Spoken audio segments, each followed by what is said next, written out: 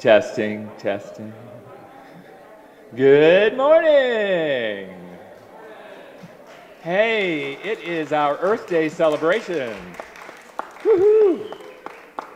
I went to an estate sale and I got a brass bell. I think I'm going to have to bring that here to call to order.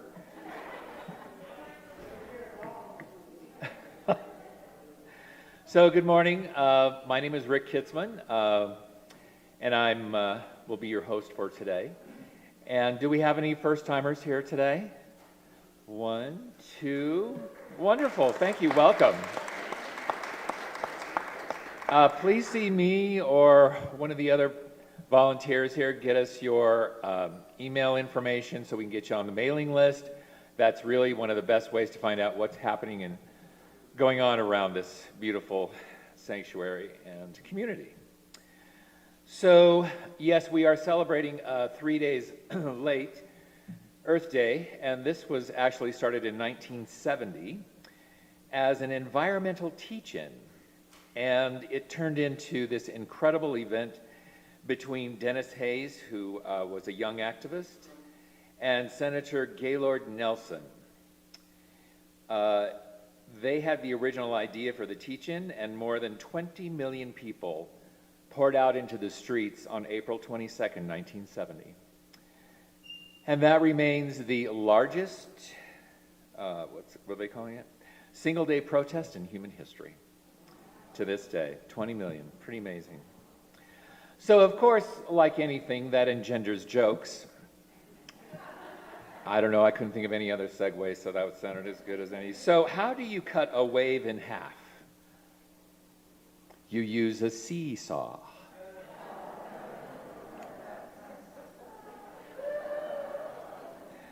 What did the ground say to the earthquake? You crack me up. Why are recycle bins optimistic? This is a tricky one. Because they're full of cans. Can do, cannot, get it? Well, on that note, we have a group here of volunteers set up the altar here, the Althea altar, and this is going to be a weekly setup. It was a tradition that we had before COVID hit, and it's now back. It's basically for anybody to bring a small object, because as you can see, the table is somewhat small, about someone or something needing extra blessing. And these objects simply gorge themselves on the beautiful energy of the service. Please remember to remove them at the end of the service, but please take advantage of it. It's really quite wonderful. It's been set up with earth, air, fire, and water, and it's a way to sort of bring nature into our community here. As far as the announcements go, I'll try to keep this somewhat quick. Sarma, is Sarma here? She is looking for more volunteers, so for any of you who have some extra time or who would like to be of service to Althea and our community here, please see her after the service. Or you can email staff, S-T-A-F-F, at altheacenter.org. Go to our website if you forget that, and just let her know. We are always on the lookout for people who want to be of service to Althea. Healing meditations. This is going to be run by Suzanne Hunt, Reverend Suzanne Hunt, who spoke here so eloquently a couple weeks ago. There is an early registration break in the price for $99. That is extended through today. It will begin, when does it begin? I don't have a date here. Oh, 29th, April 29th. So if you are interested in this, it's a journey of self-discovery, teaches you healing meditation, and how to ground and guide the flow of energy within you for healing, connection, and manifestation. Mariposa of Zoom on a Zoom is going to be in 2 weeks, correct? And Tim over here, Tim Wilson, is in charge of our wonderful LGBTQ group here called Mariposa. This subject is going to be voice and representation, meaning, is it really representation if there is not a diversity of voices at the proverbial table? So this is going to be May 5th at 6:30. You can sign in, right? Register. They can register. And there's going to be 2 guest speakers, Mimi Madrid and Joe Bunton Keel. Do you want to add anything to that, Tim? No, just go to the website if you want more information, and we can put you in touch with me. Okay. So if you want more information, you can go to our website or contact Susan or both. 9 Ways to Love, the Enneagram and Your Relationships with Julia Foster. That's going to be Tuesdays beginning May 11th. It's a spiritually based system of 9 personality types and offers profound practical guides for everyday life. Everyone is welcome to Althea's Center's Community Connections, and this is run by our longtime member here, Kathy Humphrey, who is also here in the back, if you want to raise your hand, if you're interested in getting more information. It's a guide, it's a sharing group. She has a topic well-researched every Thursday from 11 to 12:30. There's a topic well-researched, and it's a way for the community to stay connected. Is there anything you'd like to add, Kathy? No. Okay, so I've heard great things about it, so if you want to, help feeling connected on a larger basis with the community, check that out on Thursdays. Our prayer partners are going to be available here after service if anyone is feeling like they need a prayer. We have our community outreach program, so please let us know if you need something or if you know of someone who needs something in our community, like a ride to the doctor's office or a visit to the grocery store, things like that. Contact Sarma again. And don't forget, we have Smile.Amazon and King Supers, which are on the a way to have a certain percentage of your purchases donated to Althea, and that's going to be at our website as well as in our newsletters. Did I hear a phone go off? And I didn't have any repercussion for that. I'm so disappointed. I was going to say you were going to have to eat, because I think today is, it's National Pigs in the Blanket Day. So if your phone went off, you were going to have to eat a dozen of them within 2 minutes. So you lucked out. All right. I think that's a lot of information, so let's do an opening prayer, and we'll get started here on this glorious day.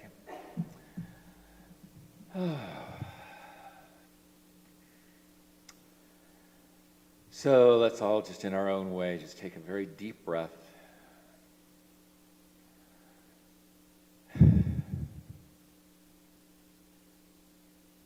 And when we connect with that breath, we connect to the infinite. For it is that breath that generates this unique being called us. Each of us are a terrific, beautiful emanation of the one mind, the one spirit.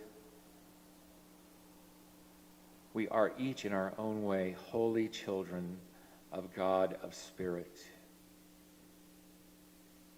And with that in mind,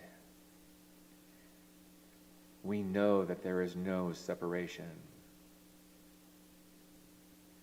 And so whatever each of us has experienced through the week or through today, even just getting here, the stresses of everyday life, we simply put those aside for a brief moment. And so we have come to this beautiful center here to celebrate with each other as a community, to celebrate Earth Day. Every day is Earth Day. But today, in honor of Mother Earth, we draw our attention and focus on the air, the water, the earth, the ground, the living beings on our home planet. And we know each in our own way that our Mother Earth is under such stresses and strains. And we know that this past year gave us and Mother Earth a chance to breathe. We saw pollution drop drastically. And so my point in bringing it up is, what can we take away from this year, which we're still in the middle of? What do we want to choose as a return to normalcy? And do we even want that? Is that the best course? These are just questions which we each in our own way answer in our own unique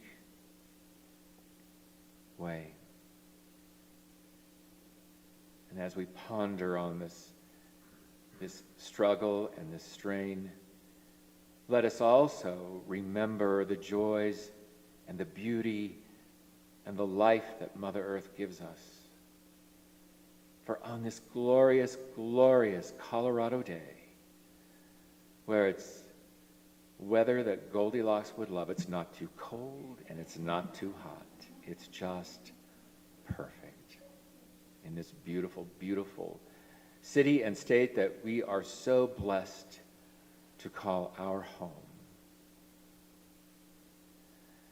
And so I know as we progress through our service that there is divine perfection right here and right now.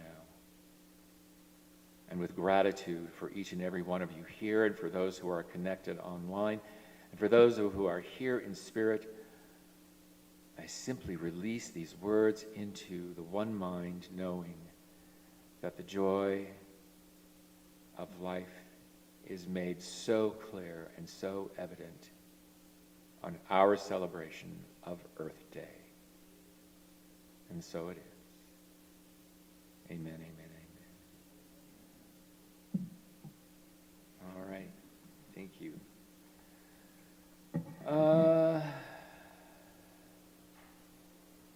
Let's see.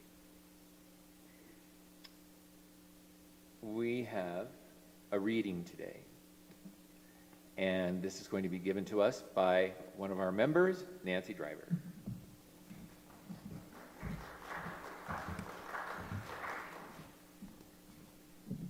Good morning. Good morning. Is this at the right height? There we go.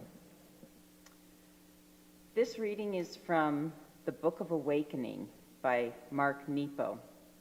It's called The Courage of the Seed. What a powerful lesson is the beginning of spring. All around us, everything small and buried, surrenders to a process that none of the buried parts can see. And this innate surrender allows everything edible and fragrant to break ground into a life of light that we call spring. In nature, we are quietly given countless models of how to give ourselves over to what appears dark and hopeless, but which ultimately is an awakening that is beyond all imagining. This moving through the dark into blossom is the threshold to God. As a seed buried in the earth cannot imagine itself as an orchid or a hyacinth, neither can a heart packed with hurt imagine itself loved or at peace. The courage of the seed is that once cracking, it cracks all the way.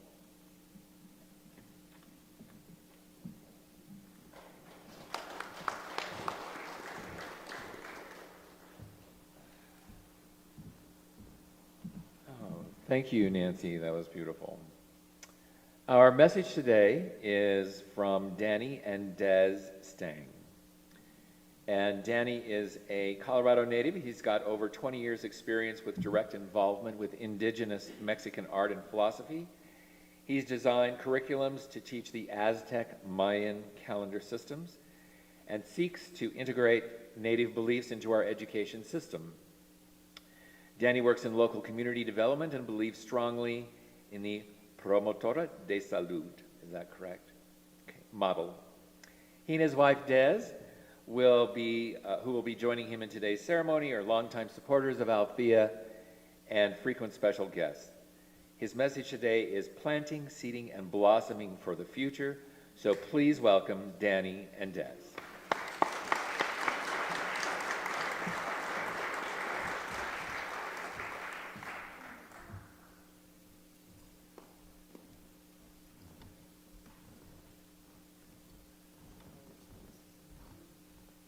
We're going to start off with a traditional honor of the four directions. We've done this here in the past,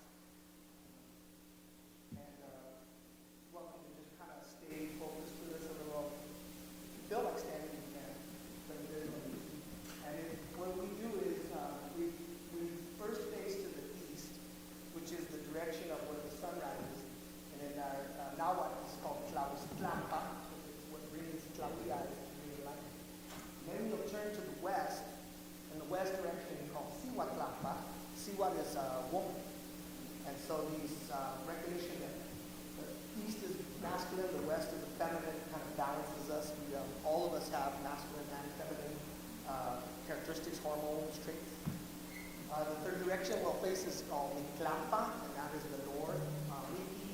Some people translate it as death, but really it means transformation.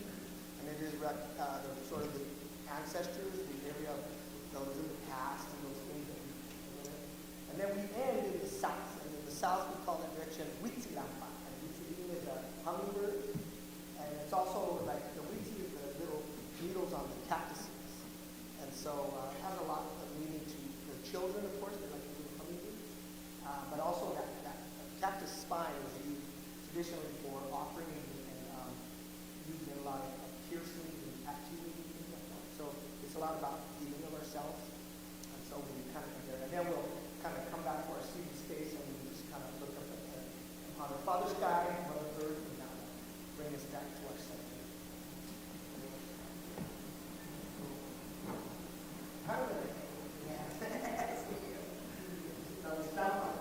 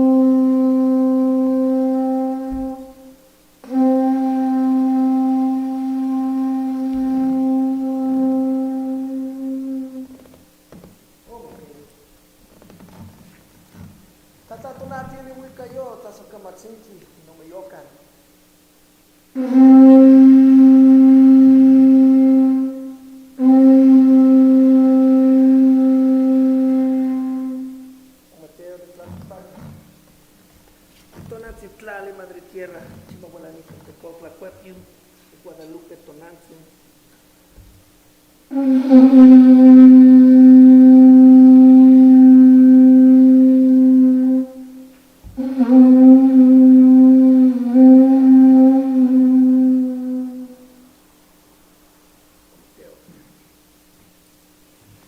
Last one for our center.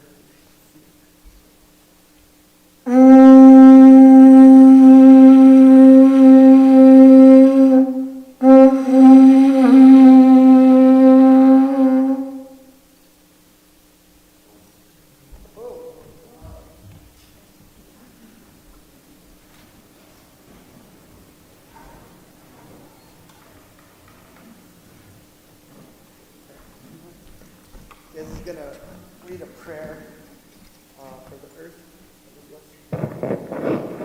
Oh, Mateo.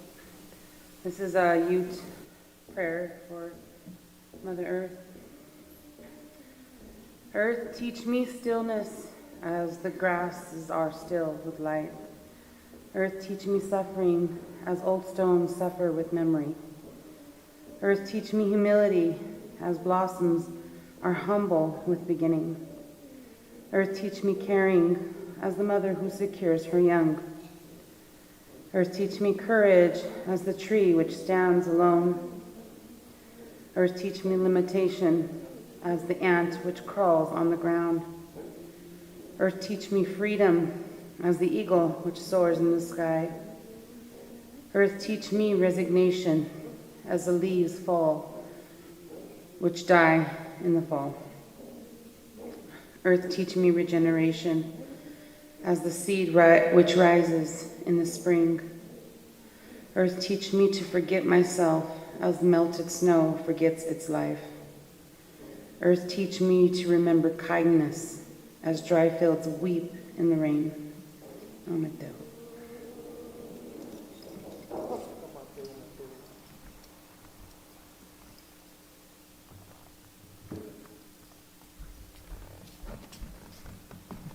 So, thank you. It's a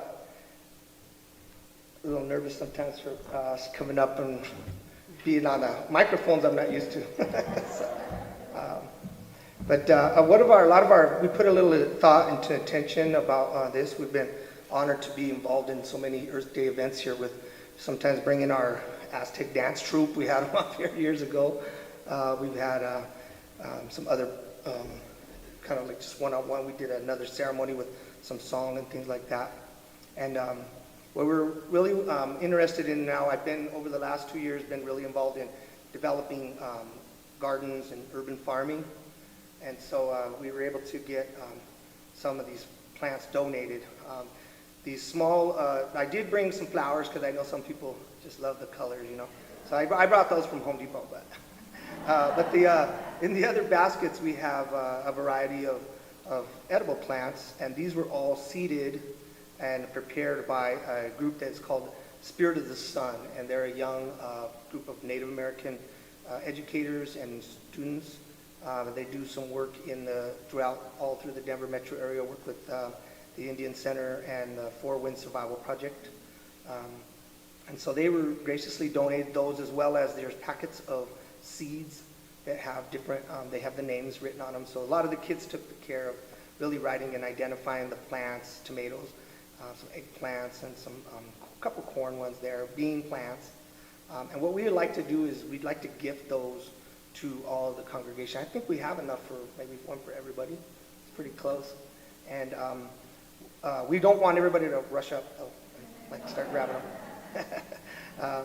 They gave me a little time here to do it. And actually, as I'm sharing this talk, I'd like to ask my wife to kind of use that smoke, and she can smudge off those prayers. She get her from hiding behind me. She's a little stage shy.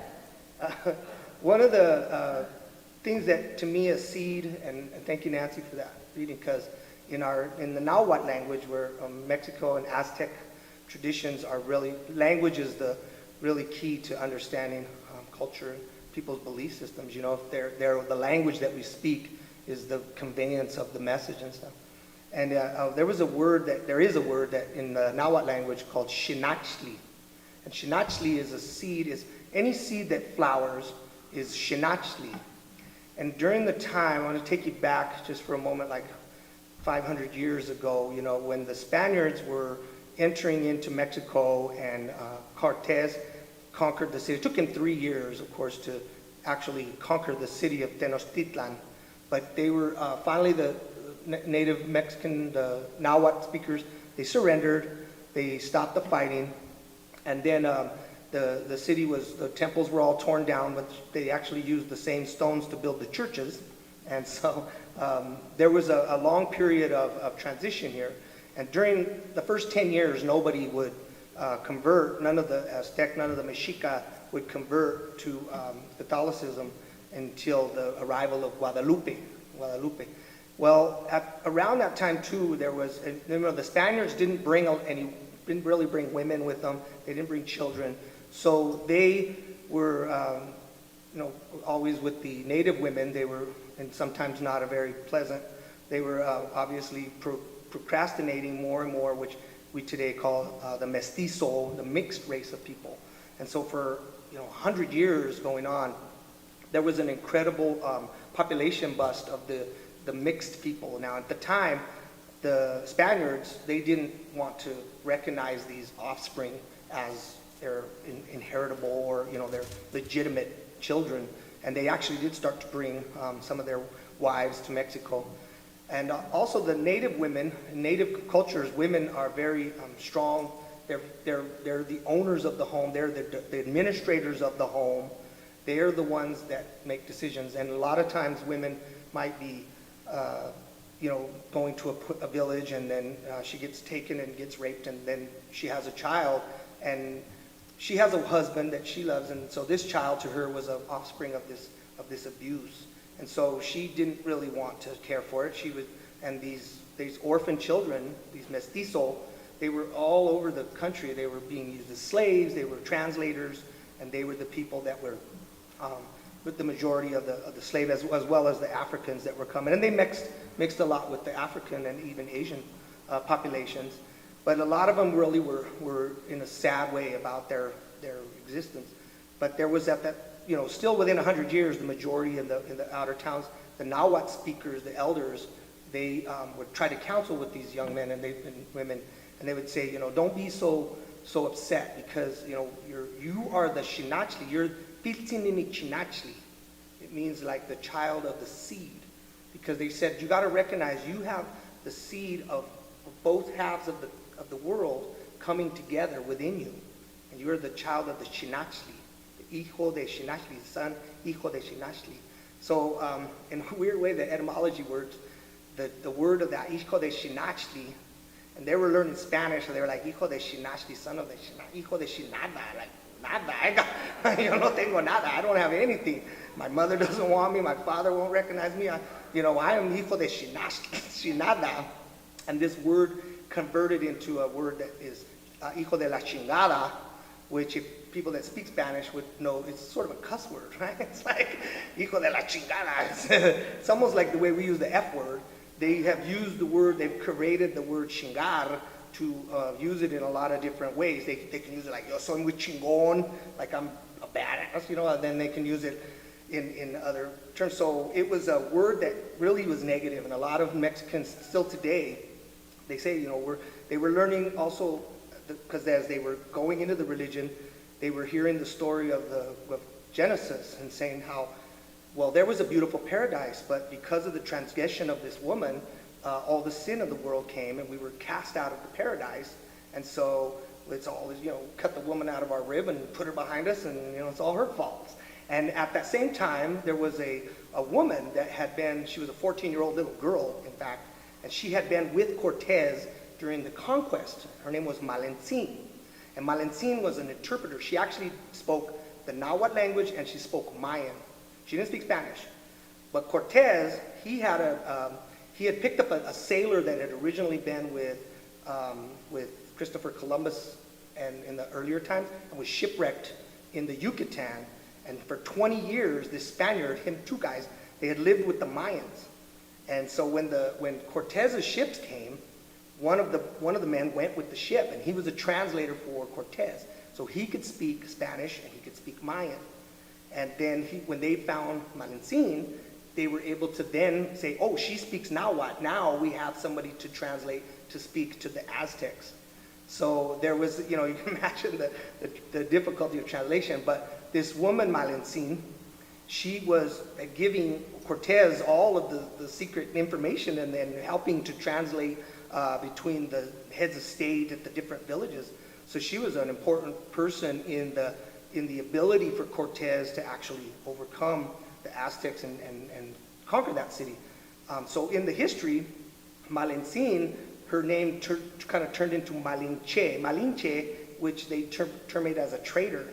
Like she was the woman that helped this guy to take over our country. So Malinche is also kind of termed in a negative way, but her real name, Malincine, meant blessed herb, blessed herbs, medicines.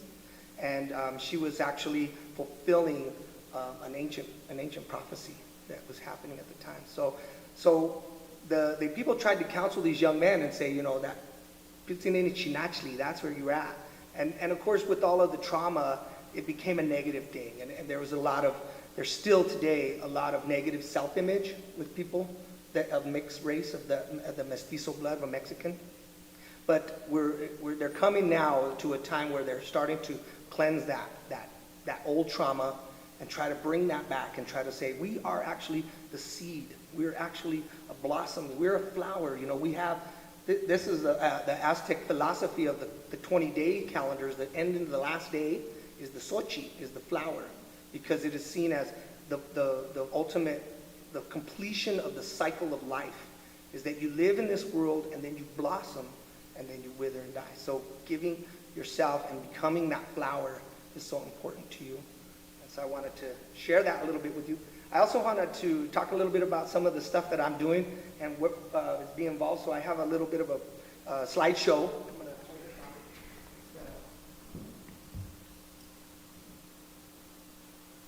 on. And this is, I'm going to do the audio. So this is just going to be some pictures in the background to look at. And some of you might have heard of this in the past. We have a term, there's a movement going around for over a dozen years. Oh, let's go. Open it up. There is a movement going around called guerrilla gardening. Raise your hand if you ever heard of guerrilla gardening. Yeah, something, yeah. So I wanted to share images from some guerrilla gardening. And I haven't been doing an incredible amount of guerrilla gardening myself because I get permission. I'm actually a school board director in Sheridan City. So I'm able to make policies and say, yeah, we're going to put a garden right here, I got a little bit of influence there.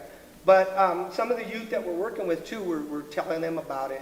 And Ron Finley was, I have a photo of him later, was one of the, who kind of really helped to popularize it and to really get this movement. But the idea is that, we need to kind of look at the way that our agriculture and the way that we landscape around our cities and our earth. And a guerrilla gardener is just somebody that will plant on a spot of land even without permission, generally like an easement in the city, some areas on the sides of the roads where there is just usually nothing, or there's especially in the inner urban city areas where there's a lot of weeds. Groups in California now, a lot of them are going out, and they're just like a group of people will go out and just get in this one. And it really started cool at night, because they would go in at night and they would make these gardens, and then people would wake up the next morning, come out and go, whoa, there's a garden, a beautiful thing, And they told Ron Finley, they asked him one time, they said, aren't you afraid people are going to take your food? He goes, no, that's precisely why I put it on the street. I want the people to take the food, because it's really also about giving people access to healthy foods. Guerrilla gardeners, it's almost like you said one time, it's like it's a defiant act, but it's almost a protesting act. Like, we're going to put these gardens, we're going to plant food in our neighborhoods because we want our children to eat good. And if kids plant kale, they'll eat kale. If kids plant tomatoes, they'll eat tomatoes. And so we really want to restore and renew the understanding that healthy food and where we get our food is so important. I want to recommend, if you like Netflix, a new documentary came out called Kiss the Ground. And it recently came out. It's a beautiful documentary. It talks about regenerative farming and techniques, and how our industrial agricultural techniques and stuff are actually what's causing a lot of the illness with us. And so what we really want to do is I want to encourage all of you. I don't expect you to take these plants and go guerrilla garden and put them out there. You have the choice to do with them as you will. But of course, if you know or you see about other people that are doing it, don't criticize it. Don't try to support that. Try to encourage that and say, and if the cities have, or the neighborhood association is saying, we have these kids growing gardens, and, we'll say, I support that, because I want to see that healthy food in our neighborhood as well, And there's Ron Finley, he's, makes a good statement. Yeah, gardens are really, the way we grow our food is the way we grow our people, And when you look at industrial agrolization, and everything's lined up, and everything's divided, like only this plant here, this plant here, in nature doesn't do that. In the natural world, all kinds of different plants grow within together, and they actually complement each other. And there's some plants that you can't grow strawberries and onions side by side. I learned that. they don't get along, and that's okay. Some people are like that too. But the idea is let's start to grow together. And we want to do it within our society. We say that all the time. So let's start making some of that changes in the way that we do our plants. And I appreciate you guys, and I hope that message is received in a good way, and understand that you're all in my heart here.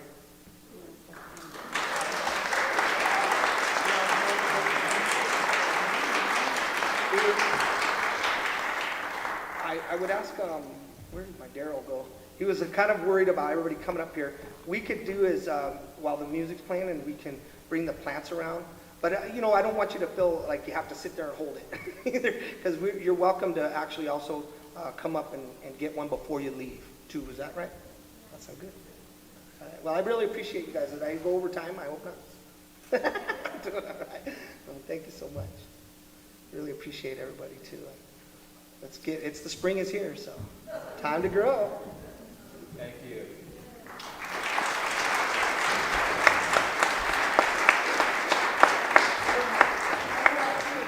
you have an interest to donate to Spirit of the Sun, you can look them up. They donated that, so you're welcome to have a chance to their website, spiritofthesun.org. You can make a small donation. Thank you so much, Denny. Thank you so much.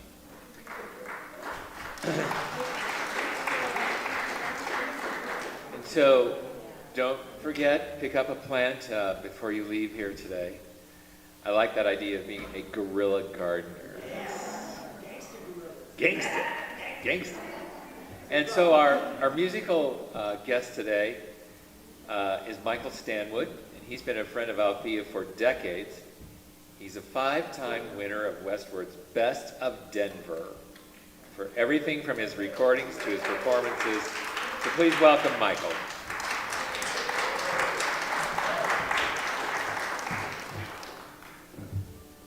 I think that I shall never see home as lovely as a tree whose hungry mouth is pressed against the earth's sweet flowing breast, a tree that looks at God all day, lifts his sleepy arms, prays.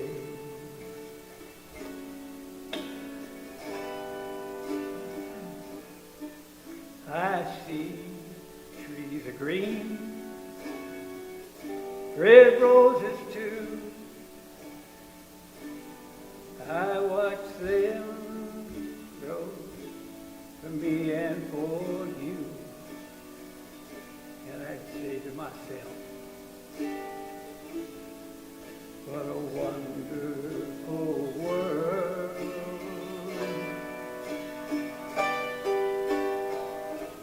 I see skies of blue, clouds of white, bright blessed days, dark sacred night, and I think to myself, what a wonderful world.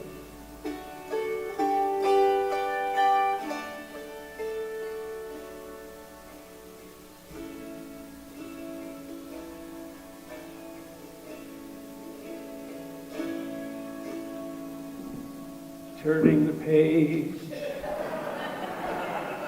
colors of the rainbow, so pretty in the sky, are also in the faces of the people passing by. I see friends shaking hands, saying, how do you do? They're only saying, I love you. I hear babies cry, I watch them grow. They'll learn much more than I'll ever know. And I think to myself, what a wonderful world.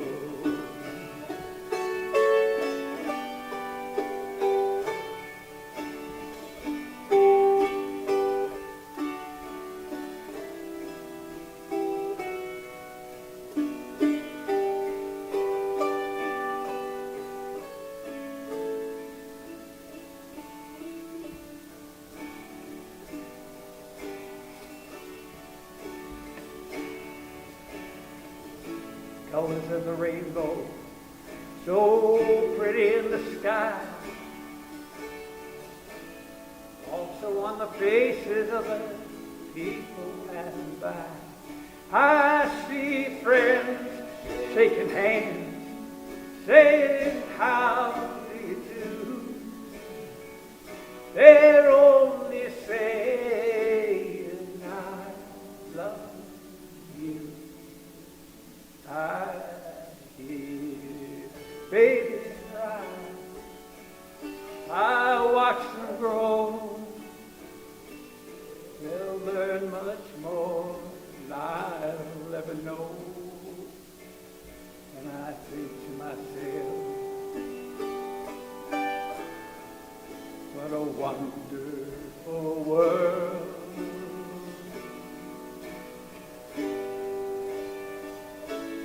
And I think to myself,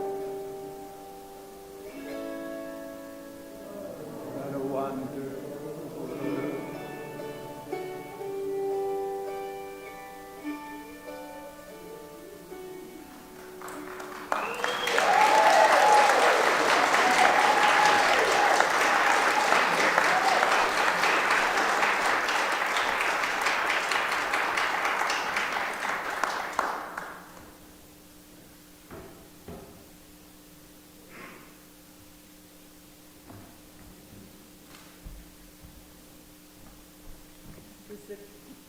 This is the time, whoops.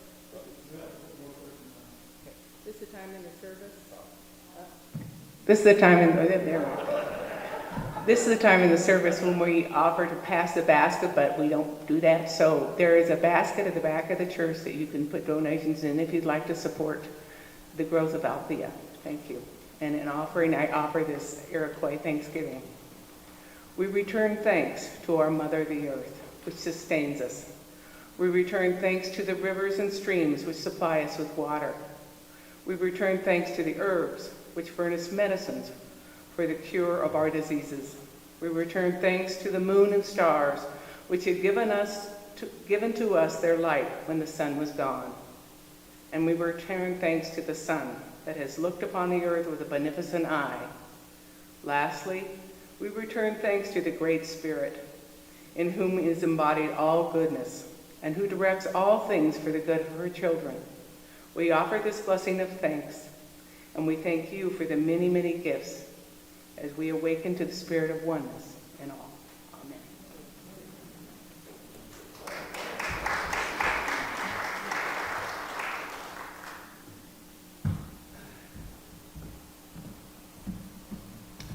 So part of our tradition here at Althea has been for quite a few years is having the Birds of Prey. And they are a foundation that has helped injured and orphaned raptors recover, adjust to our modern environment, and enjoy healthy, productive, free lives. Since 1981, the Birds of Prey Foundation has accepted over 16,000 birds. They have been a part of Althea's Earth Day celebration for many years, Please help me welcome Emily and her friend.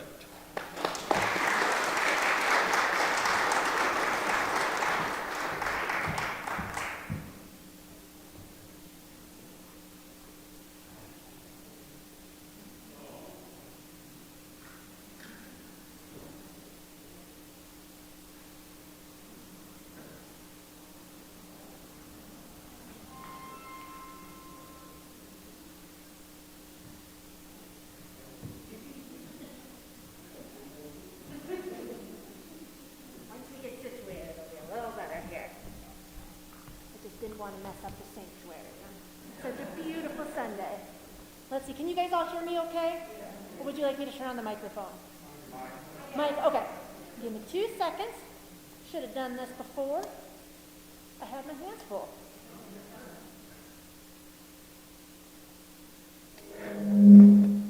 All right, how's that, you guys? Is that better? Well, wonderful. Thank you, guys. I am so excited to be here. My name is Emily Davenport. I'm actually with Nature's Educators, not the Birds of Prey Foundation. We're a different organization this year, but that's okay. We're all here for the same mission, and that is saving and taking care of wildlife. And I love the points that have been made today so far. Every day is Earth Day, and I certainly feel that way. I'm here with my coworker, the barn owl. And as I was thinking about what was I going to say today, and what can I share about Earth Day, I was trying to think of what ambassador would be good to bring today to kind of share those same messages, because there's a lot we could dwell on in our planet. There's issues that we have, but I'm the type of person that likes to think of how can we fix those issues? How can we make solutions? How can we be a part of the solution about saving our planet, saving our environment? So I brought this particular ambassador today to share a little bit about their natural history, because in parts of their area, barn owls have actually gone extinct. But because of some of the things we have done, we've actually been able to bring them back. So this is a barn owl. His name is Comet, and he's one of the amazing ambassadors that we have at Nature's Educators. And barn owls are actually one of my favorite owls and favorite animals to talk about, because we almost never get to see them, and they have so many incredible adaptations. Being a bird of prey, these guys hunt and kill with their feet, so they're a predator. They have eyes on the front of their head. They're hunters just like us. We like to tease little kids. Eyes on the front, made to hunt. Eyes on the side, like our bunny rabbit over there, are made to hide. So it can kind of give you an idea of the difference between predator and prey. Now, even though he has these incredible eyes on the front of his head, barn owls and most owls actually hunt by sound. So they're going to be listening for their prey. They're the stealthy creature at night. And because of that, they have gone extinct in some of their areas. So these guys fly completely silent. And that's how they sneak up on their prey. That's how they hunt and drop down on small rodents like mice and voles and things like that. But if you see a bright white creature in the middle of the night, these guys are nocturnal. Of course, they like to hang out in barns and things like that. You might think something different just flashed across your eyes, maybe a ghost. And that's what people in the 1800s and the 1900s thought with barn owls. They'd see this flash of white go across them in their dark barn. They're going out to check on their horses, and they said, "Oh my God, there's a banshee or a ghost or something in my barn." And these guys actually began to kill barn owls. Barn owls have a defense mechanism that hopefully he doesn't share with you guys today. They make a terrible, awful, screaming noise, like a screech, truly like a banshee. And so again, middle of the night, flash of white, screaming noise. These guys, by the hundreds, were killed in parts of the South, parts of the Midwest, and they actually went extinct in parts of their range because of that. We as humans oftentimes fear what we don't understand. Look at our toad and our bull snake that we brought today. A lot of people, because they don't understand what those animals are here for, we tend to take a kind of a negative feeling to some of those animals. Barn owl being a perfect example of that. Now, luckily, we humans learn from our mistakes, if you will, or learn pretty quickly. And so we quickly realize that these guys are not ghosts. They're actually a really important part of our ecosystem. These guys can eat double their body weight in mice and voles every single night. So these guys are excellent to have in our environment around us. They're basically free pest control. you know? And so we quickly realized that. We put a lot of breeding programs into action all across the United States, and thank goodness barn owls didn't go extinct. They are still endangered in parts of their range, especially in the Midwest, parts of the South, but luckily here in Colorado, they're doing phenomenal. They're one of the few birds of prey species that can actually have multiple sets of eggs, multiple clutches. Barn owls are prolific breeders, actually, so that's a good thing for them as well. They can have anywhere from 7 to 10 eggs in one clutch. They can actually have multiple clutches. Where are we going? Multiple clutches in a year. So they have really bounced back. They've done incredibly that way. Now, all of the birds of prey that we have for education here at Nature's Educators can't be released back into the wild for one reason or another, usually due to a physical injury or cognitive injury. So this bird is completely perfect physically. He flies perfectly, he is wonderful in that way, but he has a cognitive issue. So he was actually raised in captivity for education. So he wasn't illegally kept as some animals are, but when he was hatched and his eyes were coming into focus and his ears were coming into focus, he actually associated himself with people instead of barn owls. So he's what's called a human imprint. He thinks he's a human, or he thinks we're really ugly barn owls. I'm not exactly sure. And so for that reason, that's why he is here in captivity. Because these guys are endangered in parts of their range and threatened in others, you know, we wouldn't necessarily want to take an animal out of the wild for education. And so we decided to go with a captive bred bird instead, because all of those barn owls that are out in the wild are important. So yeah. I mean, I could talk forever and ever, but I don't want to certainly keep you guys for too long. Do you guys have any questions? Yeah. There are, yeah.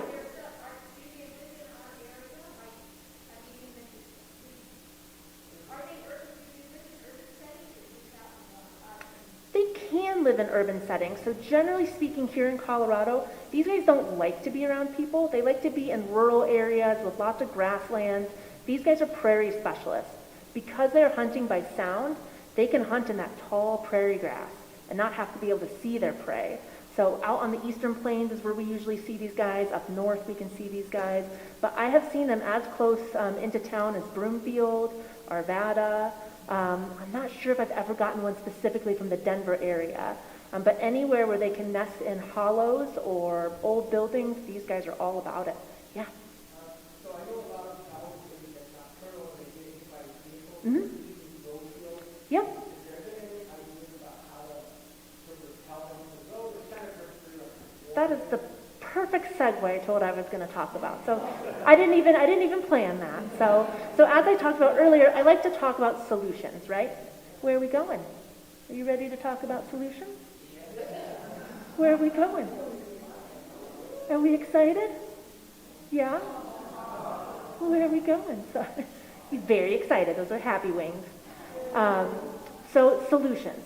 So 95% of the birds that come into our wildlife hospital at Nature's Educators come into our hospital either due to accidental or intentional human interference.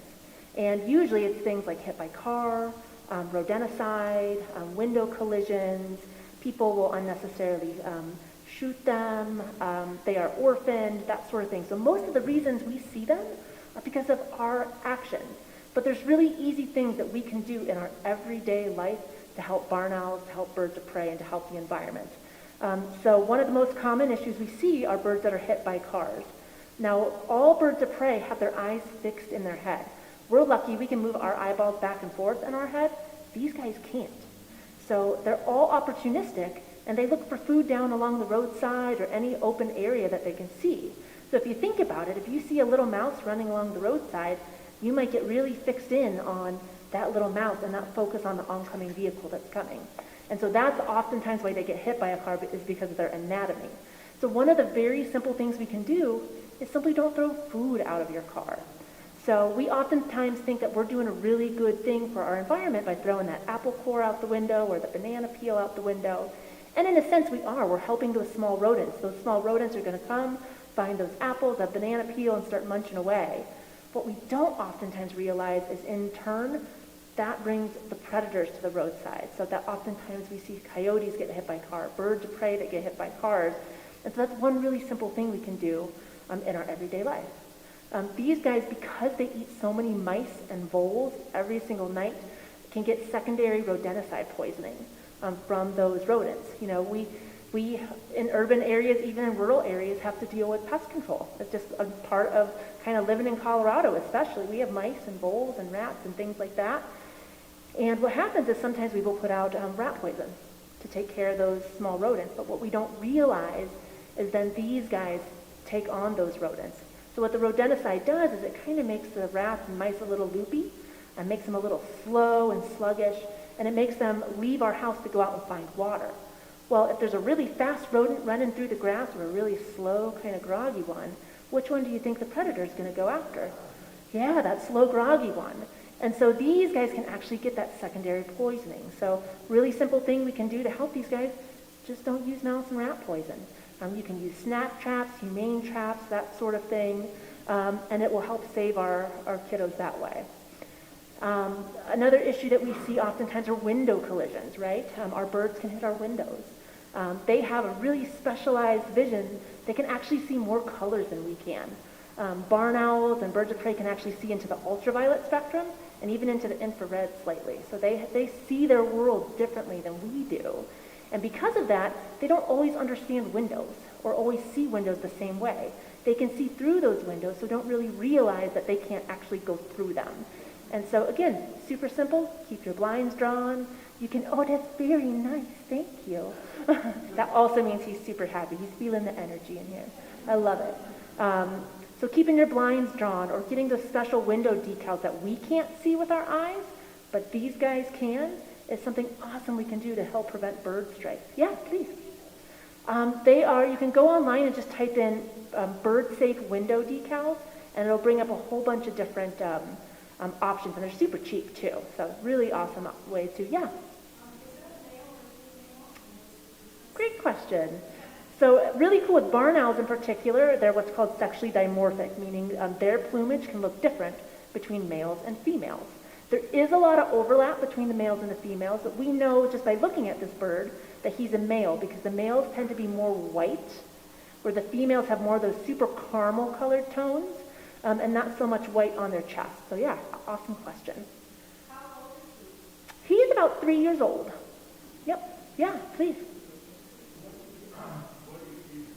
So at Nature's Educators, we try and feed as close to their natural diet as possible. So this bird gets pre-killed. That's always a question we get, is does he have to eat live prey? No, he doesn't. We don't make our birds work for anything. So he has a very cushy life at Nature's Ed, but he'll eat mice and rats, sometimes quail, and then we'll even get him some rabbit from time to time. Don't tell acorn or bunny rabbit. So yeah, great questions. What other questions do you guys have? In the wild, barn owls actually only live to be like 8 to 10 years old. But in captivity, we hope that we will have him into his 20s. So because there's no stresses in captivity, he doesn't have to worry about surviving, freezing to death, finding food, chasing off predators. They tend to live a little longer in captivity. So yeah. You know, some barn owls do migrate. In Colorado, we have a population that lives here year-round. And they can actually nest and breed year-round, but they are somewhat migratory in other parts of the range. Mm-hmm. Yeah. They do. I'm glad you brought that up. That's one of the things that actually sets Nature's Educators apart from other organizations, is that we have a strong belief at Nature's Ed that any bird that can fly should fly. So not only does he have a big aviary where he lives freely and can fly and perch wherever he wants, but any bird that is fully flighted like he is, gets to go outside for flight exercise, flight training, and that sort of thing. So yeah, that's something that's really important to us. Yeah. Yes, we are. Yep, exactly. So at Nature's Educators, we primarily focus on the South Metro area. So South Denver, Littleton, Castle Rock, that area. And we actually just opened our wildlife hospital last year during the pandemic. So it's been a little tough for us, but we're getting there. But yeah, we are absolutely available to help if you find an injured or orphaned wild animal. Yeah, in the back. yes and no. Owls tend to be a little more touchy-feely than some of our other birds of prey species. But these guys are still wild animals, so we try and treat them with that amount of respect. Some owls and some birds will let us touch them, and of course we have to be able to touch them for safety and to move their equipment around, but they don't love it like a dog or cat does. They usually only accept that from like their mate or something like that. Yeah, I think I saw one other, yeah. Oh, here we go. The largest animal I would say is probably a cottontail rabbit. Yeah, and that's pretty big. I mean, these guys only weigh about a pound, and a cottontail rabbit can weigh about the same. So that's a pretty big meal for a barn owl.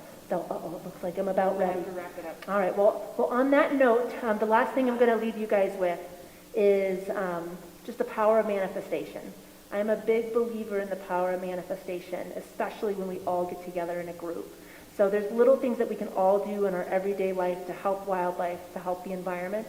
We've talked about a few of those today, so I'll kind of leave you guys with that and just keep manifesting for the benefit of our environment. So thank you guys for having us today.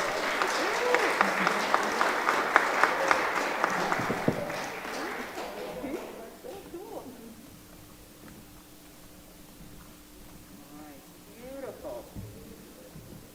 Thank you, Emily. And tell me his name again? Comet. Thank you, Comet. Good morning. I'm Jenny Castleberry, and good to see you guys again on another beautiful Sunday. Speaking of beautiful Sundays, we're thinking about a little experiment. Now, this has nothing to do with the pandemic. This has always been a thing with Althea. As the weather gets better and the days get longer and we have beautiful Sundays, we have people who feel like they have to choose between coming here or taking a bike ride or a hike. So we're thinking about experimenting with starting earlier, starting at 9:30.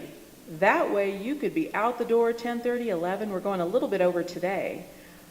So be honest, show of hands, how many would like to see during summer months, and this would keep going, that we move to 9:30 in the morning? How many folks would not like to see us move to 9:30 in the morning? Oh, wow, we're close to 50-50. 10, wow. We have a diplomat there who knows how to compromise. How many people think 10 is the sweet spot? Okay, well, wow, that seemed to have the most numbers.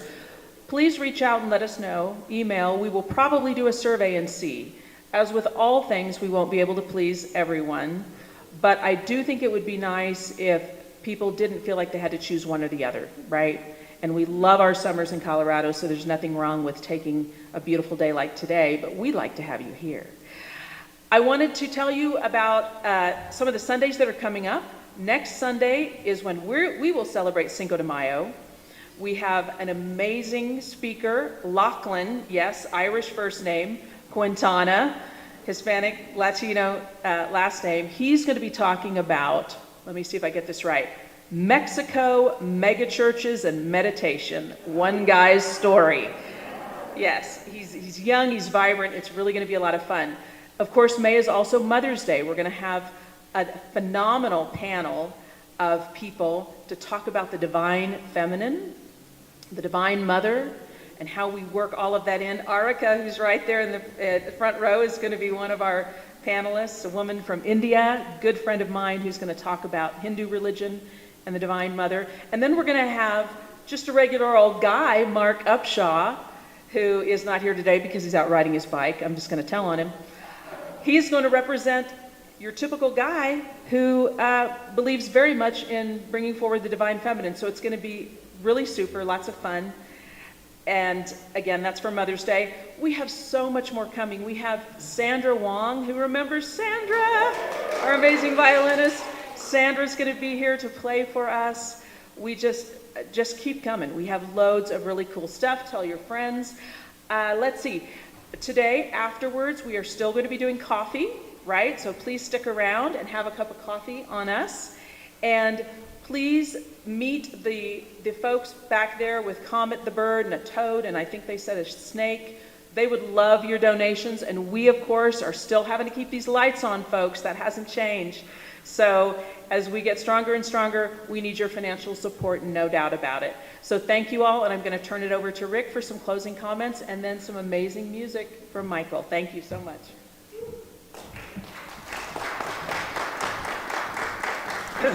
Thank you, Jenny.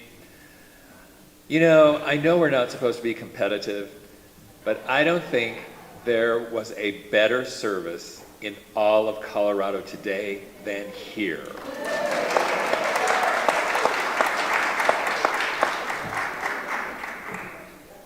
And Jenny filled us in on what to expect, and I think that is going to continue.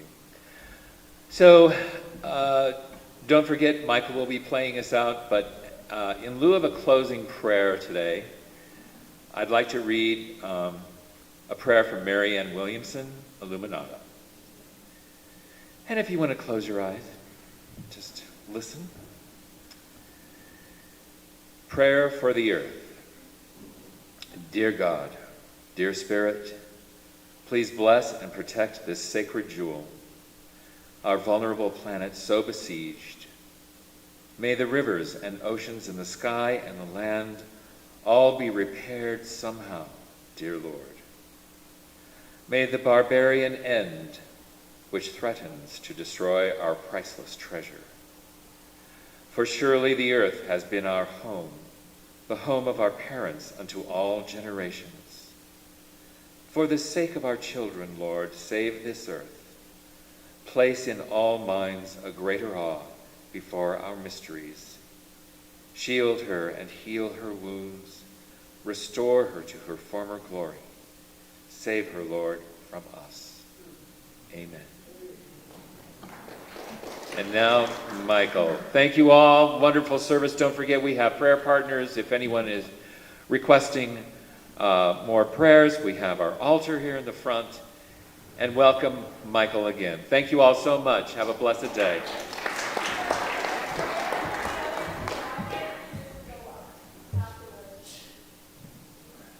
I was going to sing a song today that I didn't do, but comment reminded me of the first two verses.